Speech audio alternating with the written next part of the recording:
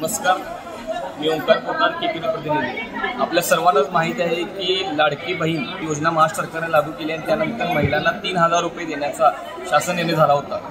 त्यांनी दिलेल्या आश्वासनानुसार रक्षाबंधनाच्या आधीच या ठिकाणी महिलांच्या खात्यावरती पैसे जमा होण्यास सुरुवात झालेली आहे आणि यामुळे सर्व महिलांमध्ये आनंदाचं वातावरण निर्माण झालेलं आहे।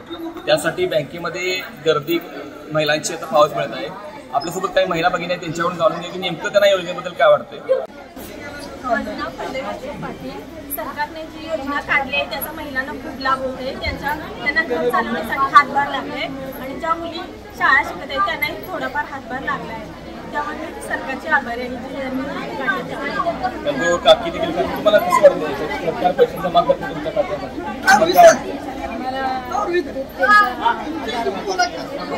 आम्हाला सरकारने देतो आणि स्वतःला एकंदरीत सरकारने त्या योजना चालू केल्या त्याबद्दल महिलांना समाधान वाटतंय। आणखी देखील महिला महाराष्ट्र सरकारने आपल्या खात्यामध्ये 3000 रुपये जमा करायला सुरुवात केलेली आहे। आपल्याला आपल्या संसाराला थोडाफार हातभार लागतो सरकारने, काय वाटतं आपल्याला? आम्हाला चांगले वाटते पैसे दिले। तसंच महागाई कमी करायला पाहिजे सरकारने। महागाई देखील कमी केली, महागाई कमी केली पाहिजे। तुझं काय म्हणणं आहे?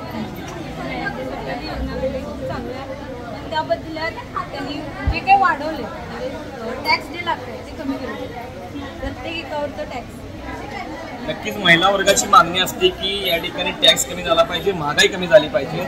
मात्र या योजनेमुळे त्यांच्या कुठेतरी दिलासा मिळत आहे।